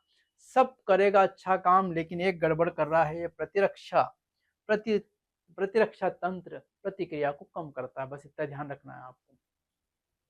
अगला हार्मोन है हमारा मिनरलोकॉर्टिकॉइड्स। दो है यहाँ पर। कॉर्टिकॉइड सामान्यतः कहा था, एक ग्लूकोकॉर्टिकॉइड्स ग्लूकोज के लिए मुख्य रूप से, और मिनरलोकॉर्टिकॉइड्स जो है जल और विद्युत अपघट्यों का संतुलन करने वाला कॉर्टिकोस्टेरॉइड मिनरलोकॉर्टिकॉइड्स कहलाता है। और हमारे शरीर में एल्डोस्टेरोन मुख्य मिनरलोकॉर्टिकॉइड्स है। मिनरल्स मतलब जल और विद्युत अपघट्य, और इसीलिए इसका नाम ही रखा है मिनरलोकॉर्टिकॉइड्स। और इसका मुख्य हार्मोन है एल्डोस्टेरोन हार्मोन। एल्डोस्टेरोन मुख्यतः वृक्क नलिकाओं पर कार्य करता है, किडनी पर कार्य करेगा, नेफ्रॉन पर, और सोडियम व जल के पुनरावशोषण तथा के व फास्फेट आयन के उत्सर्जन को क्या करेगा, प्रेरित करेगा। तो जल और खनिज लवण का पुनः अवशोषण कौन करता है, एल्डोस्टेरोन। ये पढ़ चुके हम उत्सर्जित तंत्र में। इस प्रकार एल्डोस्टेरोन विद्युत अपघट्य और शरीर द्रव के आयतन, पराशरीर दाब और रक्त दाब को बनाए रखने में क्या है, सहायक। शरीर के तरल का आयतन और सारी चीजों को ये बरकरार रखता है, बनाए रखता है। कौन, मिनरलोकॉर्टिकॉइड्स, और मुख्य है एल्डोस्टेरोन यहाँ पर। एड्रिनल वल्कुट द्वारा कुछ मात्रा में एंड्रोजेनिक स्टेरॉयड का भी स्त्रावण होता है, जो यौवनारंभ के समय अक्षीय रोम, शरीर के रोम, अक्षीय रोम, बाल, जघन रोम, हमारे जांग के पास स्थित बाल, और मुख रोम, चेहरे पर जो बाल आ रहे हैं, उनको वृद्धि में यह मुख्य रूप से क्या करता है, सहायता करता है। क्योंकि अभी हमारा टेस्टोस्टेरोन ये काम करता है, लेकिन नर में और मादा में ये काम, जैसे मादा में एस्ट्रोजन करेगा और नर में टेस्टोस्टेरोन करता है, लेकिन ये नहीं स्त्रावित हुए हार्मोन, उससे पहले भी ये लक्षण लाने का काम एड्रिनल वल्कुट का ये एंड्रोजेनिक स्टेरॉयड हार्मोन काम करता है। अब हम एड्रिनल ग्रंथि का एक महत्वपूर्ण रोग देखने वाले हैं, जिसे हमने नाम दिया है एडिसन्स रोग। एड्रिनल वल्कुट द्वारा हार्मोन्स के अल्प स्त्रावण से, कहाँ के हार्मोन्स, एड्रिनल वल्कुट के जो हार्मोन्स, जो बाह्य परत है, अगर उसके हार्मोन्स के अल्प स्त्रावण के कारण कार्बोहाइड्रेट उपापचय पर विपरीत प्रभाव पड़ता है, जिसके कारण इस पर विपरीत प्रभाव पड़ेगा। कार्बोहाइड्रेट का उपापचय करने वाला एड्रिनल वल्कुट का मुख्य हार्मोन ग्लूकोकॉर्टिकॉइड्स था या कॉर्टिसोल था, उस पर क्या पड़ेगा, विपरीत प्रभाव, जिससे अत्यंत दुर्बलता आएगी, थकावट का अनुभव होता है। इसे रोग नाम दिया है एडिसन्स रोग कहा जाता है। थकावट महसूस होगी, दुर्बलता महसूस होगी, क्योंकि कार्बोहाइड्रेट तो ऊर्जा का स्रोत है और ऊर्जा ही नहीं मिलेगी तो थकावट होना स्वाभाविक सी बात है। और इस बीमारी का नाम है एडिसन रोग। चलो आगे अगर हम बात करें तो अगला जो हमारा अंग है वो है अग्नाशय। अग्नाशय एक संयुक्त ग्रंथि है। अग्नाशय कैसी ग्रंथि है, संयुक्त ग्रंथि है। मतलब इसमें इंडोक्राइन भी लक्षण है और एक्सोक्राइन भी, बहिर्स्त्रावी और अंतःस्त्रावी दोनों लक्षण है किसके अंदर, अग्नाशय के अंदर। अंतःस्त्रावी और बहिर्स्त्रावी दोनों के रूप में कार्य करती है, एक नहीं दोनों के जैसा कार्य करती है। यह अंतःस्त्रावी अग्नाशय लैंगरहैंस दीपों से निर्मित होता है। इसमें ऐसे दीप होते हैं जिन्हें हम नाम देते हैं लैंगरहैंस दीप। ये कोशिकाओं के ऐसे समूह है बिखरे हुए, और इन्हें हमने नाम दिया है लैंगरहैंस दीप कहा है। साधारण मनुष्य के अग्नाशय में लगभग 10 से 20 लाख लैंगरहैंस दीप होते हैं। ऐसे दीप की संख्या कितनी है, 10 से 20 लाख है। और अग्नाशयी ऊतकों का 1 से 2% होता है, मतलब ज्यादा भाग बहिर्स्त्रावी है अग्नाशय का और 1 से 2% कैसा भाग है, अंतःस्त्रावी है, क्योंकि 10 से 20 लाख लैंगरहैंस द्वीप होते हैं। और प्रत्येक लैंगरहैंस द्वीप में मुख्य रूप से 2 प्रकार की कोशिकाएं होती है, जिन्हें अल्फा और बीटा कोशिकाएं कहा है। इनमें 2 प्रकार की कोशिकाएं होती है, कुछ एक को अल्फा कहा है और कुछ एक को बीटा कहा है। 2 प्रकार की कोशिकाएं इनमें होती है। ये क्या करती हैं, अल्फा कोशिकाएं ग्लूकोगान का निर्माण करती है, बीटा कोशिकाएं इंसुलिन हार्मोन का स्त्रावण करती है। दो मुख्य कोशिकाएं हैं अल्फा और बीटा। अल्फा ग्लूकागान का निर्माण और बीटा इंसुलिन हार्मोन का क्या करती है, निर्माण। अब इन दोनों हार्मोन को डिटेल से थोड़ा जानते हैं हम। पहले देख रहे हैं हम कौन सा हार्मोन, ग्लूकागॉन। और ग्लूकागॉन एक पेप्टाइड हार्मोन है, मतलब प्रोटीन प्रकृति का हार्मोन है, जो सामान्य रक्त शर्करा स्तर के नियमन में मुख्य भूमिका निभाता है। रक्त में जो ग्लूकोज या शर्करा है उसी का नियमन करने वाला ग्लूकागॉन है। क्या करेगा ये ग्लूकागॉन? मुख्य रूप से यकृत कोशिकाओं पर कार्य कर ग्लाइकोजन अपघटन को प्रेरित करता है, जिसके फलस्वरूप रक्त शर्करा का स्तर बढ़ जाता है। हमारे अंग जैसे यकृत में क्या होता है, ग्लाइकोजन। यकृत एक अंग है जिसके अंदर रखा है पदार्थ संचित भोजन ग्लाइकोजन। इस ग्लाइकोजन को तोड़कर अपघटन करके बदलता है ये ग्लूकोज में। अपघटन करके किस बदल देता है, ग्लूकोज में। रक्त में शर्करा की मात्रा को बढ़ा देता है कौन, ग्लूकागॉन। जब हमारे शरीर में शर्करा की जरूरत हो, ऊर्जा की जरूरत हो। इसके अतिरिक्त यह ग्लूकोनियोजेनेसिस की प्रक्रिया को भी प्रेरित करता है, जिससे कि हाइपरग्लाइसेमिया अति ग्लूकोज रक्तता होती है। इसके अलावा ये नया ग्लूकोज, ग्लूकोनियोजेनेसिस मतलब नया ग्लूकोज बनाने की प्रक्रिया को भी प्रेरित करता है, जिससे ग्लूकोज रक्त में बढ़ता है, हाइपरग्लाइसेमिया होता है।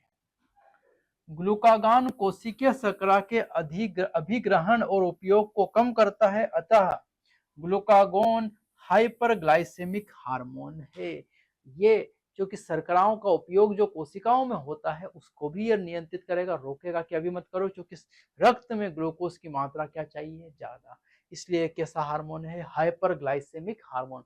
मतलब रक्त में ग्लूकोज की मात्रा को बढ़ाने वाला हार्मोन कौन है, ग्लाइकोजन। इसी के विपरीत काम करने वाला हार्मोन है इंसुलिन हार्मोन। भी एक प्रोटीन हार्मोन है, ये भी प्रोटीन है जैसा ग्लूकागान है। ग्लूकोज समस्थापन के नियमन में मुख्य भूमिका निभाता है। ये भी ग्लूकोज के नियमन में ही मुख्य भूमिका निभाता है, जैसे ग्लूकागॉन करता है। इंसुलिन मुख्यतः हिपेटोसाइट्स और एडिपोसाइट्स पर कार्य करता है और कोशिकीय ग्लूकोज अधिग्रहण और उपयोग को बढ़ाता है। मतलब इसका सीधी सीधी सी बात करें हम तो ग्लूकोज को बदलता है ग्लाइकोजन में। ग्लूकोज को किसमें बदलेगा, ग्लाइकोजन में।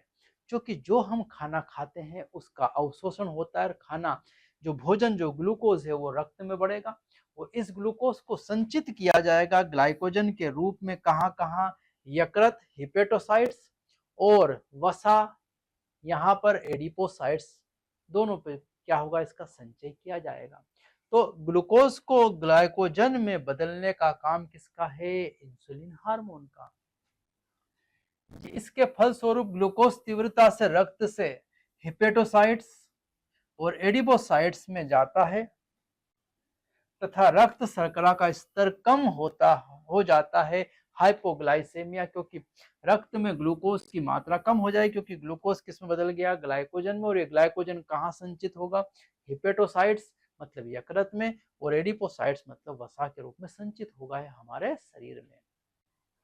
इंसुलिन लक्ष्य कोशिकाओं में ग्लूकोज से ग्लाइकोजन बनने की प्रक्रिया को भी प्रेरित करता है। ग्लूकोज से क्या बनवाता है, ग्लाइकोजन बनने की प्रक्रिया को भी प्रेरित करेगा।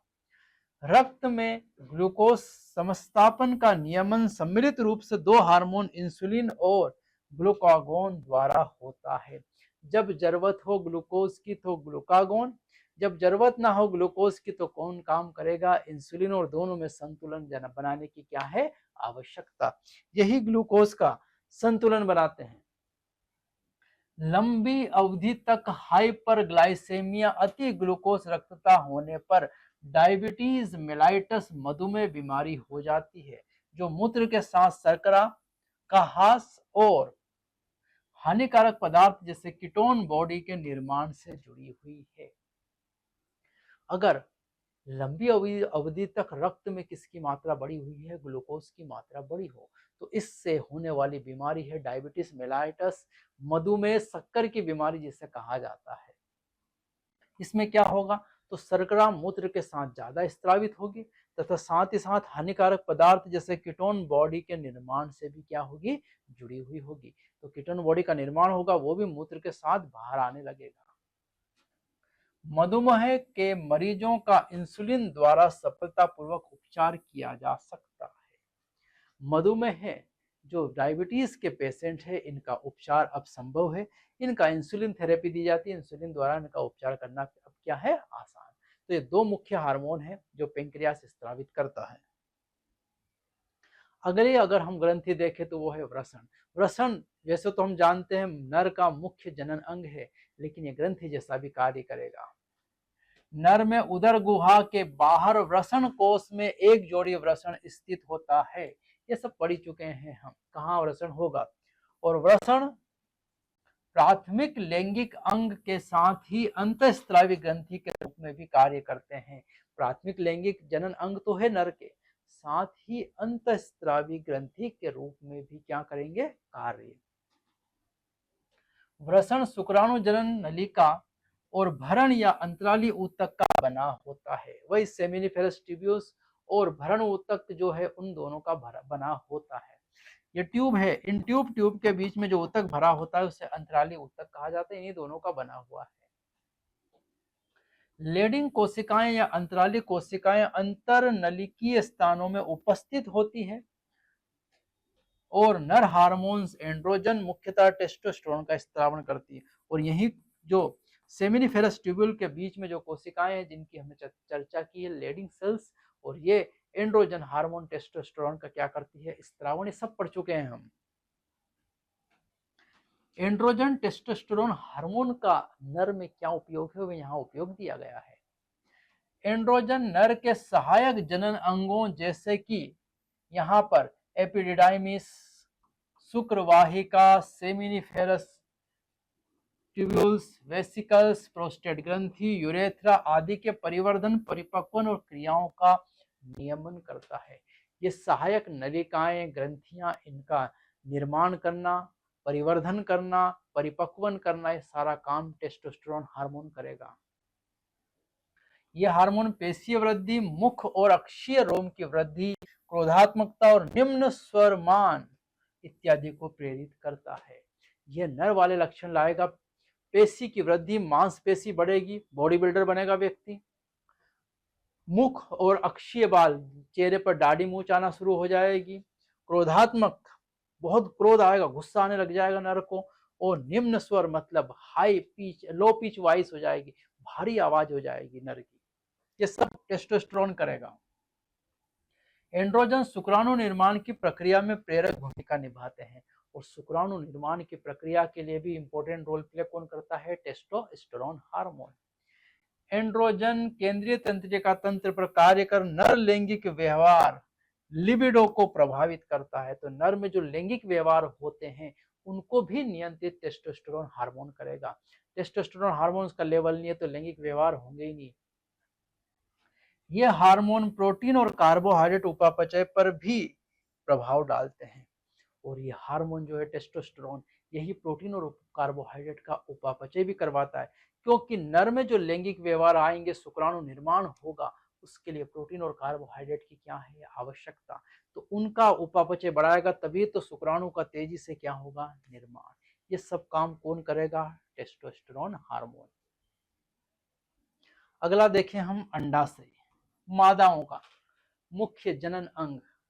मादा के उदर में अंडाशय एक युग्मक जोड़ा होता है। एक जोड़ी अंडाशय उपस्थित है मादा में। अंडाशय एक प्राथमिक मादा लैंगिक अंग है, जैसा वृषण नर का वैसे अंडाशय मादा का, जो प्रत्येक मासिक चक्र में एक अंडे को उत्पादित करता है। और मासिक चक्र के दौरान दोनों अंडाशय में से एक अंडाशय से क्या स्त्रावित होता है, अंडाणु, और उसी अंडाणु जाकर फिलोपियन ट्यूब में उसका क्या होता है, निषेचन और जायगोट बनता है।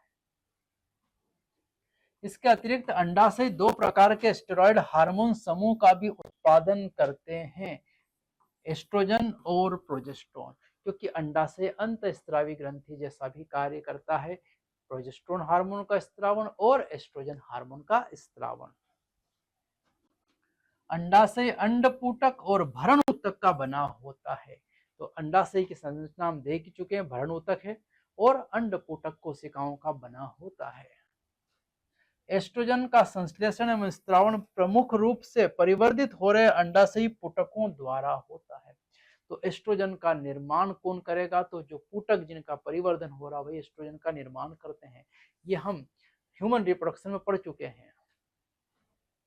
अंड उत्सर्ग के पश्चात विखंडित पुटिका कार्पस ल्यूटियम में बदल जाता है, जो कि मुख्यतः प्रोजेस्टेरोन हार्मोन का स्त्रावण करता है। और जब अंड उत्सर्ग हो जाएगा तो जो पुटक बचेगा, खोल जो बच जाएगा, वही कार्पस ल्यूटियम में बदलता है। और वो टेम्पररी एंडोक्राइन ग्लैंड होती है जो प्रोजेस्टेरोन का क्या करती है, हार्मोन का स्त्रावण। दो हार्मोन है यहाँ पर, एस्ट्रोजन और दूसरा है प्रोजेस्टेरोन।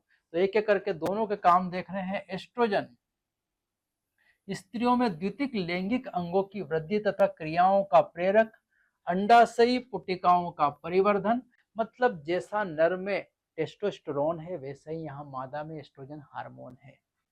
द्वितीयक लैंगिक लक्षणों का प्रकटन, जैसे आवाज की उच्च, स्वरमान, स्तन ग्रंथियों का परिवर्धन, अनेक क्रियाएं करते हैं। जो नर में काम करता है कौन सा हार्मोन, तो नर का हार्मोन टेस्टोस्टेरोन, वैसे मादा का हार्मोन है एस्ट्रोजन। तो जो पतली आवाज होती है मादाओं की वो ये लाएगा, एस्ट्रोजन हार्मोन लाएगा। इसके अलावा स्त्रियों की स्तन ग्रंथियों का विकास भी एस्ट्रोजन हार्मोन ही करेगा। एस्ट्रोजन स्त्रियों के लैंगिक व्यवहार का नियामक है और एस्ट्रोजन हार्मोन ही मादाओं में लैंगिक व्यवहार का नियमन भी करेगा, जैसे उधर टेस्टोस्टेरोन। तो ध्यान रखना, जो इधर नर मादा में जो लक्षण आ रहे हैं लैंगिक लक्षण, वो सब एस्ट्रोजन हार्मोन, और नर वाले हैं वो टेस्टोस्टेरोन।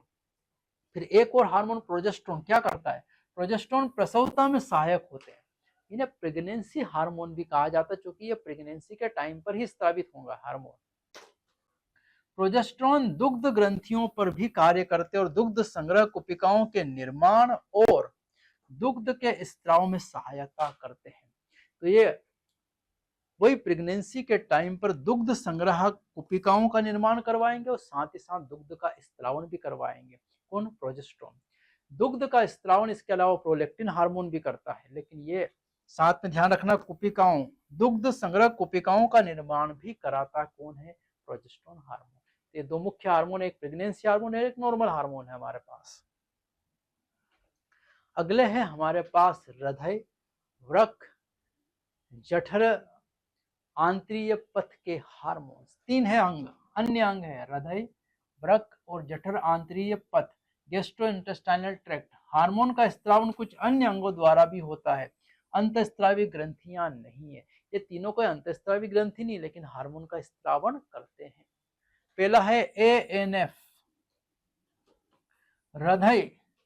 हृदय की यहां पर अगर देखें तो एट्रियल न्यूरेटिक कारक ANF, एट्रियल नेट्रियूरेटिक कारक ANF हृदय की आलिंद भित्ति द्वारा एक पेप्टाइड हार्मोन्स का स्त्रावण होता है, जिसे एट्रियल नेट्रियूरेटिक कारक कहते हैं। ANF के नाम से भी इसे जाना जाता है, एट्रियल नेट्रियूरेटिक कारक के नाम से भी इसको जाना जाता है। ANF कहाँ से स्त्रावित होगा, हृदय से स्त्रावित होने वाला है। यह रक्त दाब को कम करता है। जब रक्त दाब बढ़ जाता है तो ANF के स्त्रावण और उसकी क्रिया के फलस्वरूप रक्त वाहिनियां विसरित हो जाती तथा रक्त दाब कम हो जाता है। ब्लड प्रेशर को कम करने वाला हार्मोन है ANF। पढ़ चुके हैं एक्सक्रीटरी सिस्टम में इसको हम।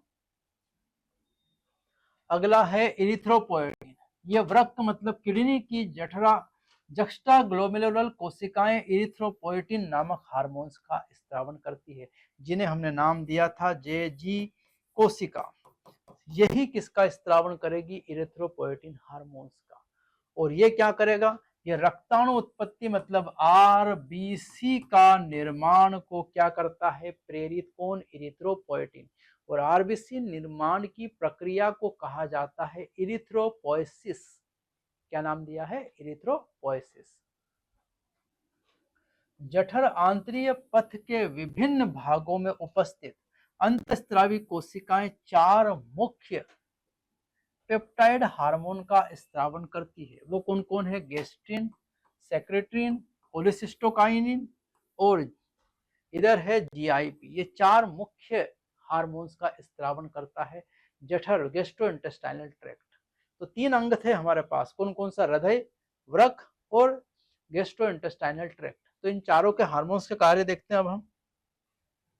पहला है गेस्ट्रिन। गेस्ट्रिन जठर ग्रंथियों पर कार्य कर हाइड्रोक्लोरिक HCl और पेप्सिनोजन के स्त्रावण को प्रेरित करता है। तो ये गेस्ट्रिन जो है ये आमाशय में स्त्रावित होता है। ये आमाशय में स्त्रावित होता है गेस्ट्रिन, और आमाशय में ही क्या करेगा, HCl का स्त्रावण और पेप्सिनोजन हार्मोन का, पेप्सिनोजन एंजाइम्स का क्या करवाएगा, स्त्रावण, कौन, गेस्ट्रिन हार्मोन। दूसरा हार्मोन है सिक्रेटिन। सिक्रेटिन बहिस्त्रावी अग्नाशय पर कार्य करता है। यहाँ ये उपस्थित अग्नाशय, ये रहा पेंक्रियास।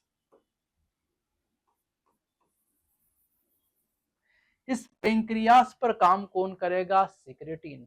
और क्या करवाएगा, जल तथा बाइकार्बोनेट्स आयनों का स्त्रावण को प्रेरित करता है। तो जल और क्या होंगे, बाइकार्बोनेट्स आयन स्त्रावित होंगे, कहां से, पेंक्रियास से। किसके प्रभाव में, सिक्रेटिन।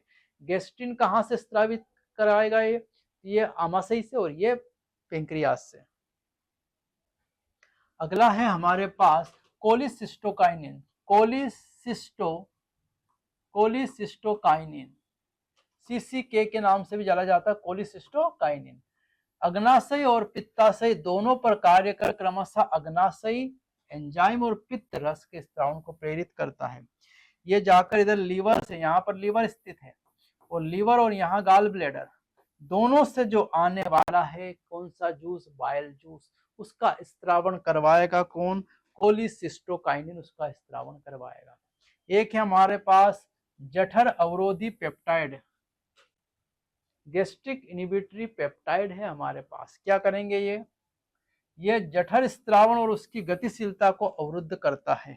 मतलब यहाँ पर ये जो गेस्ट्रिन हार्मोन्स का जो स्त्रावण हो रहा था उसको रोकेगा कि अब HCl और पेप्सिनोजन का स्त्रावण बंद कर दो, चूंकि खाना अब आगे बढ़ चुका है, अब वहाँ खाना है ही नहीं तो यहाँ चूहे दौड़ लगाने लग जाएंगे, लोट लगाने लग जाएंगे।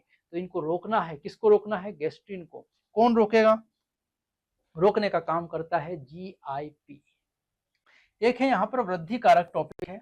अनेक अन्य ऊतक जो अंतःस्त्रावी नहीं है, अन्य ऊतक जो अंतःस्त्रावी नहीं है, कई हार्मोन का स्त्रावण करते हैं जिन्हें वृद्धि कारक कहते हैं। और इन हार्मोन्स को क्या नाम दिया है, वृद्धि कारक हार्मोन्स कहा गया है। और ये वृद्धि कारक ऊतकों की मरम्मत, वृद्धि और उनकी मरम्मत और पुनर्जनन के लिए क्या है, आवश्यक। तो हमारे सभी ऊतक में, सभी कोशिकाओं में वृद्धि की क्या है, आवश्यकता। डेड सेल्स को हटाना, नई नई सेल्स को लाना, उनकी मरम्मत करना, ये सब काम वृद्धि कारक करते हैं। लेकिन ये अनेक अन्य ऊतक जो अंतःस्त्रावी नहीं है, लेकिन ये वृद्धि कारक का क्या करते हैं, निर्माण करते हैं। ये इनका कार्य है। चलो अगला देखें, हार्मोन्स की क्रिया विधि। हार्मोन्स की क्रिया विधि क्या है वो समझते हैं। यहाँ पर हार्मोन्स लक्ष्य ऊतक पर उपस्थित हार्मोन ग्राही विशिष्ट प्रोटीन से जुड़कर अपना प्रभाव दिखाते हैं। जैसे यह कोशिका झिल्ली है, इस पर यह लगा हुआ है हमारे पास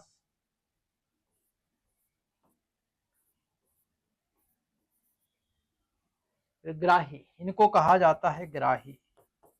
ये क्या है, ग्राही। तो जो हार्मोन्स आते हैं, ये हार्मोन्स, कलर कौन सा ले, हार्मोन्स में ये ले लेते हैं। ये हार्मोन्स किस से जुड़ते हैं, इन ग्राहियों से क्या करते हैं, जुड़ते हैं।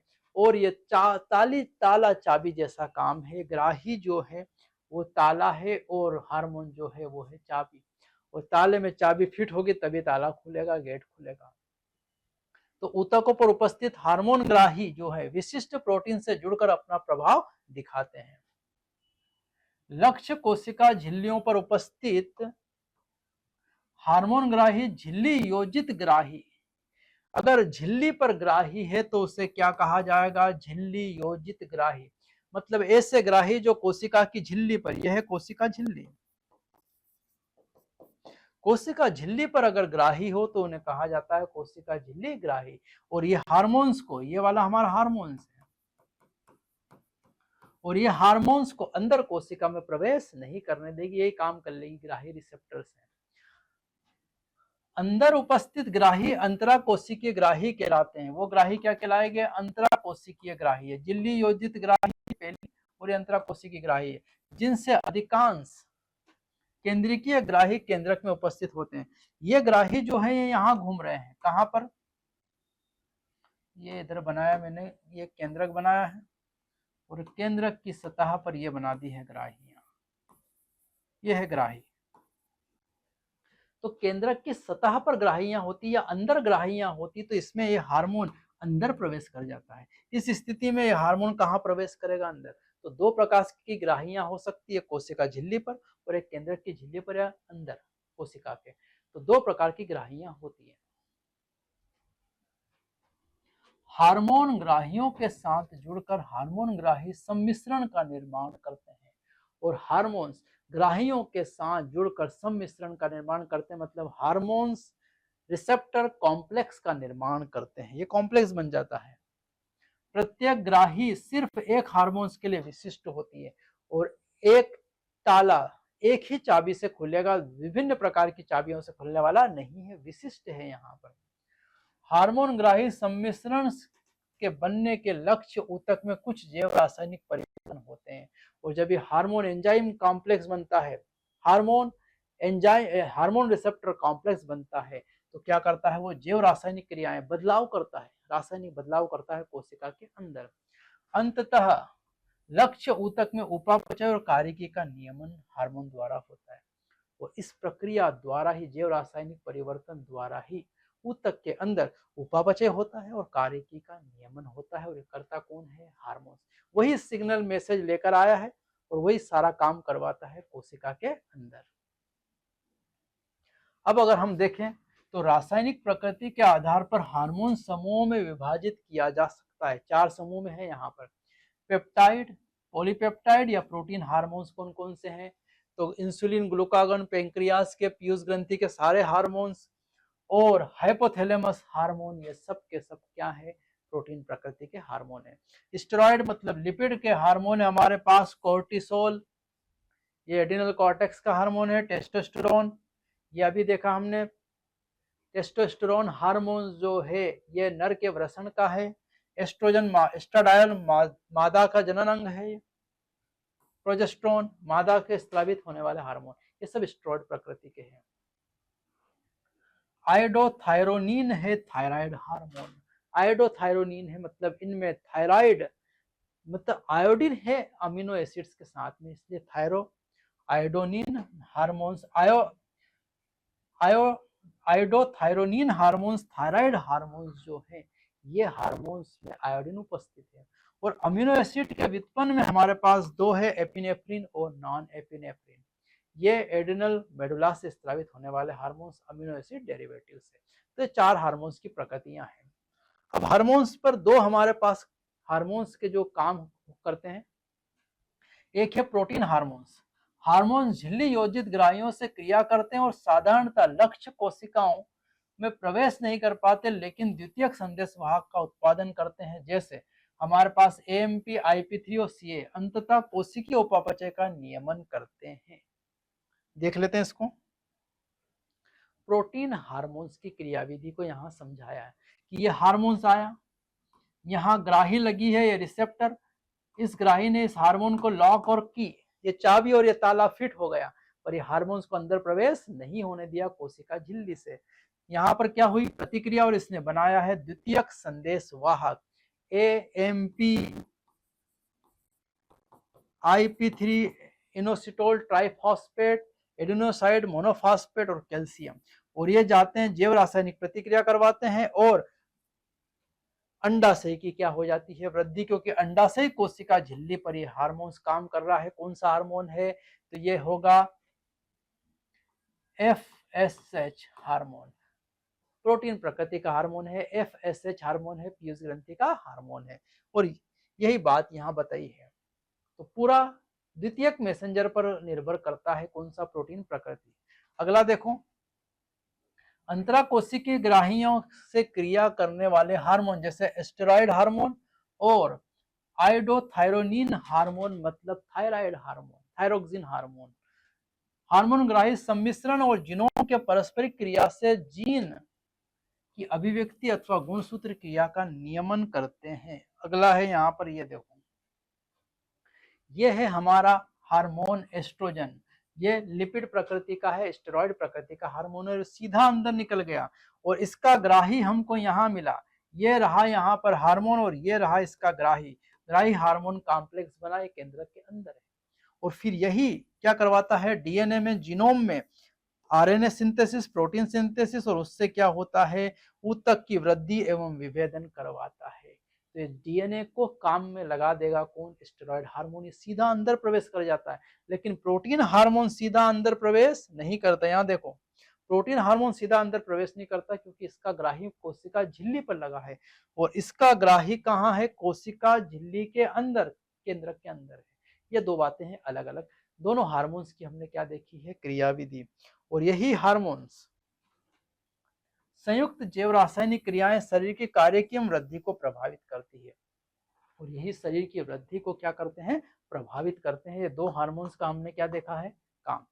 अब ये चैप्टर हमारा क्या हो चुका है? कंप्लीट। फिर अगले चैप्टर के साथ फिर हम मिलेंगे। Thank you.